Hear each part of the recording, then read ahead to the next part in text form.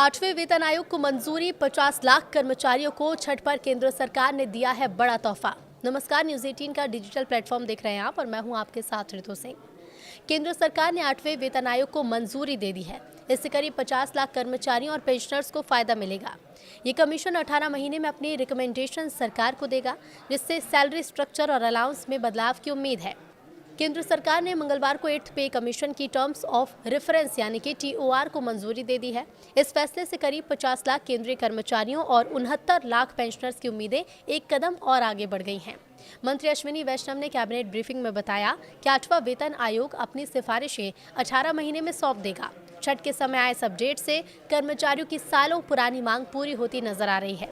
सरकार ने जनवरी में ही कमीशन सेटअप करने की मंजूरी दे दी थी और अब TOR मिलते ही कमीशन का काम औपचारिक रूप से भी शुरू माना जा रहा है।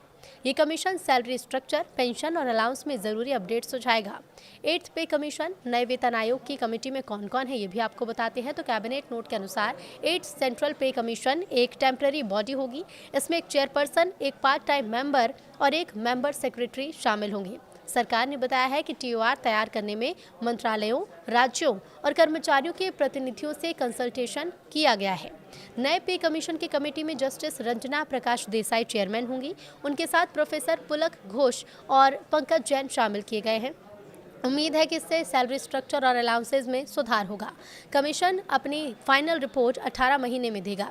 ज़रूरत होने पर इंटरिम रिपोर्ट भी सबमिट की जा सकती है। रिपोर्ट्स में ध्यान रखा जाएगा कि देश की अर्थव्यवस्था पर दबाव न बढ़े और सरकारी खर्च संतुलित ही रहे। इसके साथ ही सरकार ने न्यूट्रिएंट बेस्ड सब्सिडी को भी मंजूरी दी है। रबी सीजन की फसल के लिए 37,952 करोड़ की सब्सिडी मिलेगी। इससे किसानों की जेब पर बढ़ते खर्च का दबाव भी कम होगा।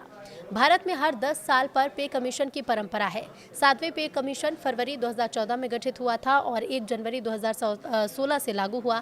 अब अगला अपडेट 2026 में लागू होना है। कर्मचारियों की सैलरी महंगाई की वजह से प्रभावित ना हो, इसलिए सरकार हर 6 महीने में डेयरनेस अलाउंस यानी कि DA अपडेट करती है।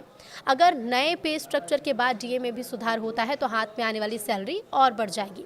लेकिन 8th CPC किन बातों पर फोकस करेगा? तो कमीशन रिपोर्ट बनाते समय कई अहम मुद्दों पर गौर करेगा, जैसे देश की आर्थिक हालत और फिजिकल डिसिप्लिन, डेवलपमेंट और वेलफेयर खर्च के लिए पर्याप्त resource, non contributory pension schemes का भार, राज्यों की फाइनेंशियल हेल्थ, क्योंकि वो भी अक्सर सिफारिशें अपनाते हैं, सेंट्रल PSU और प्राइवेट सेक्टर में कर्मचारियों की सैलरी की तुलना। और इस तरह से कमीशन सिर्फ वेतन बढ़ाने का ही नहीं बल्कि आर्थिक बैलेंस और एम्प्लॉय वेलफेयर के बीच सही रास्ता चुनने का जिम्मेदार भी होगा। सरकार ने साफ कहा है कि नए वेतनमान तभी लागू होंगे जब कमीशन की रिकमेंडेशन तैयार हो जाए और सरकार उसे मंजूरी दे दे। फिलहाल टाइमलाइन 1 जनवरी 2026 की है। कर्मचारियों की यूनियन लंबे समय से मांग कर रही थी और इसीलिए TOR मिलने के बाद उनके बीच खुशी का माहौल है। पेंशनर्स को भी इस बदलाव से राहत मिल सकती है।